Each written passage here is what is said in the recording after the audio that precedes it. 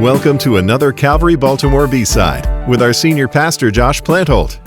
B-Sides are a companion to the weekly sermon, giving an in-depth look behind the teaching.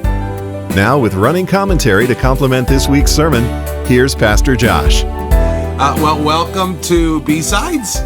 We are in Revelation chapter 15 today.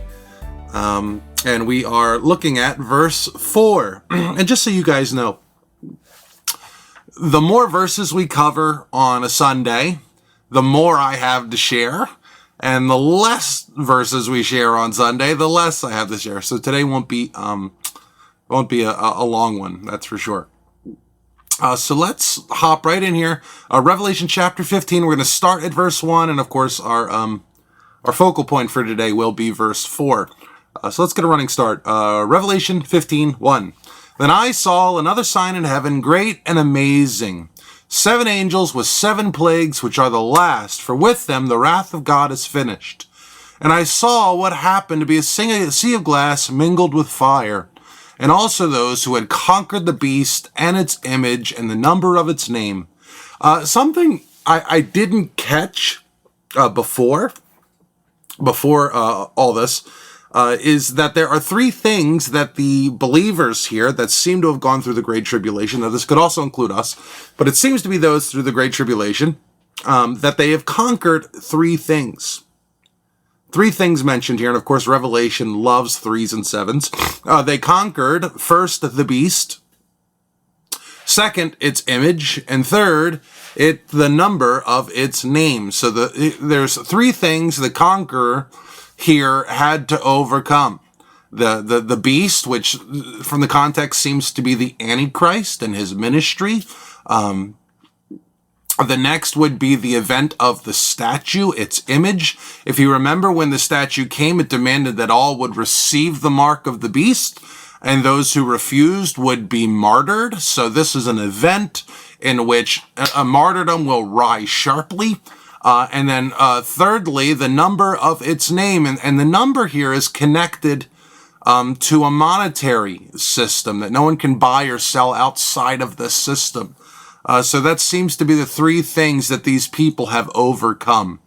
And then it says that they're standing beside the sea of glass with harps of God in their hands. Now, before we get into verse 3 here, I want to look at the song together through a screen share here. So I want to show you something. Where are we? There we go. I don't know if you can see. There you go. You got my highlights. So here we are. Here's verses 3 and 4. And it is built in a chiastic structure. I want to show you how this song is laid out, and it's in an A, B1, B2, B2, C, ABC pattern, ABC, BA. But one of the things that are interesting about this is we have B1, B2, and B1, B2. So it's a little bit of a different structure, but it does build to a focal point. So I want to show you guys this. So let's get right into the song here. Revelation 15 verse 3.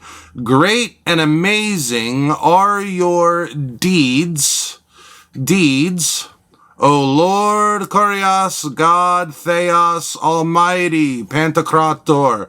And now let's go to the next A. Remember, the A's are to parallel each other in theme. For with your righteous acts have been revealed. So God's deeds are great and amazing. And here, God's acts are righteous. So what we see is we see God's works. We see God's works. That's the parallel. The difference is now we have 3 things that are pointed out here. And that it's not only that God's deeds are great and amazing, but that God's deeds have also been revealed. So God is amazing. He does incredible things, and he also shows the world these incredible things. Now let's keep going in the song. And of course, so our songs in heaven will be chiastic. Fascinating. B1. Just and true are your ways. There's the Greek there is hodos. It means paths. So just and true are your paths. And then it goes on to say at the B1. So here's the other B1.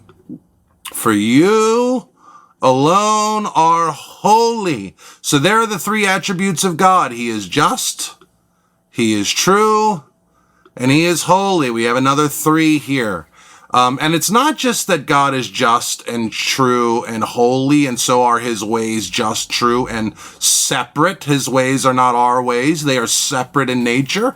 But also that God alone is these things, that God shares these attributes with no one else. He alone is just and true and holy. Now let's go to B2. O King of the nations. So God is the King of the nations. B2 down here, the second one. All the nations will come before you and worship. So God is not only the King of the nations, he is also the God of the nations. He is both God and King. And this is this is part of how all this structure works.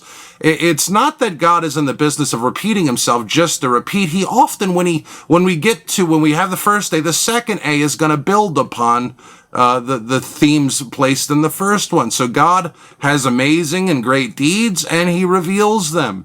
God's paths are just and true, but he alone is this way in his nature. Now we see that God is King of the nations, and he's not just God of the nations. He is also the King of the nations. He is also going to be the God of the nations. And then, of course, the absolute focal point of this song is the question, who will not fear, O Lord, and glorify your name? So the focal point of this whole song is the question, who will not fear, O Lord, and glorify your name? And of course, this question is not only the focal point. There are 1, 2, 3, 4, 5, 6, 7. This is built in a 7. This whole song here, which I find absolutely fascinating.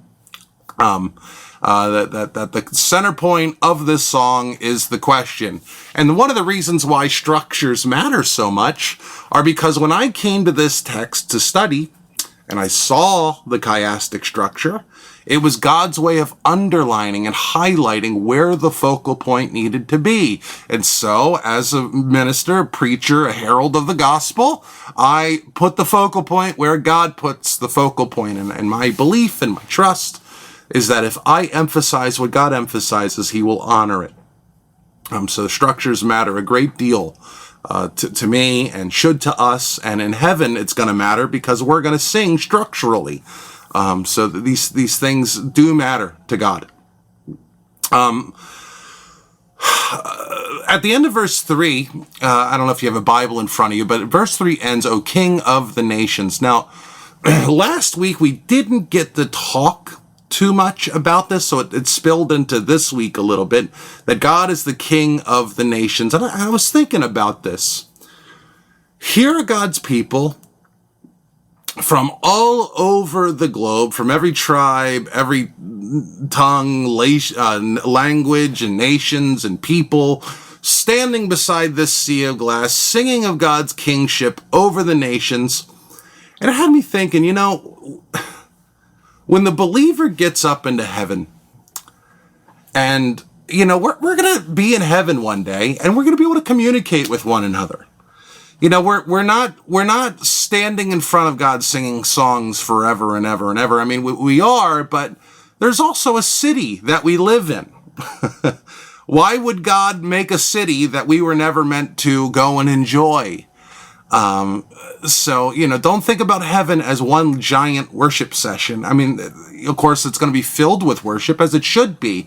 But there's also things like we're going to sit down and share meals with one another and eat with one another and play with one another and have long discussions with one another. And when we get up into heaven, I'd imagine, though I believe we're going to remember, because the saints in heaven sing about things that they've experienced, that they've gone through. So in heaven, we remember the things that we did on earth.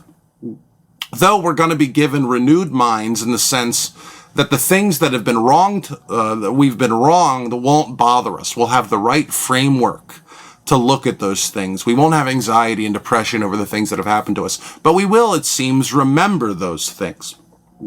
Well, when the believer gets up into heaven and discusses history, that heavenly account, when we start talking about history in heaven with one another, people that lived from all over the spectrum of human history, we're going to talk about human history much more differently than our present history books. You know, when we read of Napoleon Bonaparte or the Spanish invasion of South America or whatever, whenever we read these things, we read about dates and we read about the leaders, we read about the motivations, the tactics. But when we read, when we speak to the believer in heaven, I don't believe they're going to talk about their time under Napoleon. They're not going to be talking about their time, how Hernan Cortez burned down their boats in the New World. They're going to talk about God as their king. Or they're going to talk about what God had done with them, what God had wrought in them, the faith that he has produced in them, regardless of our circumstances.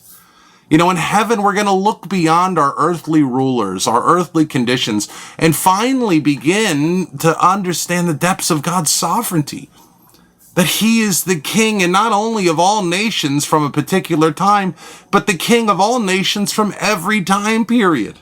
You know, can't we, when we think of the nations, think in terms of the nations in power today? We think of the Chinese, we think of the Japanese, we think of, you know, France and England, but the nations here also includes all the nations from all times.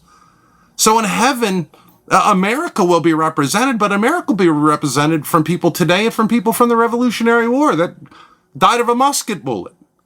You know, in heaven there will be those who are lived in the city of Nineveh. You know, standing next to the Napoleonic Christians and Napoleonic believers and believers from all these different time eras. That God is the king from all peoples, from all time, and we're going to sit together and we're going to talk. And yes, we're going to be able to talk to people who knew Abraham Lincoln, knew George Washington, who knew Hernan Cortez, and all these people. But we're going to be thinking about history differently. But I love that we will be in the New Jerusalem. We will be in heaven with people from every tribe, tongue, language, nation, and people from all time. That's so fascinating. We will never get bored. You know, think of your favorite people. Think of your favorite people in the world. You can sit there and talk with them forever. You can enjoy their time. And partly when we get in heaven, we're not going to have any personality clashes with people. We're all going to be of one spirit. We're all going to have perfect minds knit to the same federal head, Jesus Christ. And so every person you run into in heaven will be as your best friend. Amplified, and now amplify that between every time period of human history. All the things that we're going to be able to talk about. We will never grow weary in heaven. This is going to be fascinating as we think about God from all nations, from all times. It was such a thought that tickled me as we sit down and we talk with our brothers and sisters from all these different time periods. Now, I want to read verse 4 again. It says, who will not fear? And I got into this a little on Sunday, and I don't want to get too far now, but remember, there are two kinds of fear of the Lord. There's the kind of fear that runs from God. Remember when God appears in the garden in the cool of the day, and he asks, he says, Adam, where are you? And Adam comes out from behind the bush, and he says, I hid because I was naked. He said, who told you to hide? There's a fear of the Lord that hides, that runs from God, that shields themselves from God. We see that in Revelation. They hide themselves in the earth and cry out. But then there's the kind of fear of the Lord that runs to God. You know, I think about the disciples in the boat. Remember, they're starting to drown, and they wake Jesus up, and they're like, "Help! Help! We're drowning, Master!" And Jesus gets up and he's frustrated. He goes, must I suffer this generation? And he's frustrated with them. But they had a fear of the Lord that ran to the Lord. They ran to God and God bailed them out. And so here what we see is that the song in heaven is who will not fear. And of course that word fear carries with it the term reverence. Who will not reverence God? Who will not come under the authority of God and run to him? Oh, and then it says, "O Lord, and glorify your name, for you alone are holy, and all the nations will come and worship you, for your righteous acts have been revealed."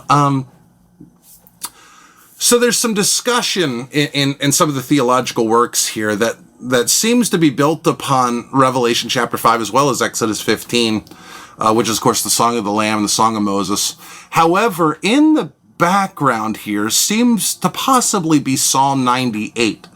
And I want to read it to you because it carries a lot of the similar themes of this song that I think may be working alongside of this. So the song that they sing here today seems to echo large sections of Psalm 98. So I want to read Psalm 98 to you, starting at verse 1. "Oh, sing to the Lord a new song." Here we are already. It says that they sing the Song of the Moses, the Song of the Lamb, but they sing a new song. And then it says, Psalm 98:1, "For he has done marvelous things." There's great and amazing are your deeds. "His right hand and his holy arm have worked salvation for him. The Lord has made known his salvation. He has revealed his righteousness. His mighty acts have been revealed in the sight of the nations." This is what it says. He sees all these parallels. Boom, boom, boom, boom, boom. "He has remembered his steadfast love and faithfulness to the house of Israel. All the ends of the earth have seen the salvation of our God." So here we have nations specifically highlighted, but then Israel is specifically highlighted, is what I mean to say. But the Gentiles are included here, and that is so appropriate with where we're at in Revelation, because it seems that Israel seems to be the focal point of the martyrdom here, because the time of the Gentiles has come to fulfillment. Or is coming to fulfillment. So a lot of the persecution seems to be in Jerusalem at this time. And so here we see in Psalm 98 that the nations are in view, but also that Israel has a specific a mention here, which I think is appropriate for where we're at in Revelation 15. Verse 4, "Make a joyful noise to the Lord, all the earth. Break forth into joyous song and sing praises. Sing praises to the Lord with the lyre. And with the lyre and the sounds of medley, with trumpets and the sound of the horn, make a joyful noise before the King, the Lord." Do you see these? We have lyres, we have melodies, we have trumpets. Verse 7, "Let the sea roar and all that fills it." Now we're beside the crystal sea. "The world and those who dwell in it. Let the rivers clap their hands. Let the hills sing for joy together." Of course, we just got done Revelation 14, that Jesus is on his holy hill in Zion. "For behold the Lord, for he comes to judge the earth. He will judge the world with righteousness," his righteous acts, "and the peoples with iniquity." One of the reasons I wanted to read this to you, besides the fact that these things seem to parallel each other pretty clearly, is the beginning of Psalm 98 seems to fit really well with the Song of Moses and the Song of the Lamb. But then the back half of Psalm 98, it seems to be building upon that, but we haven't seen that yet.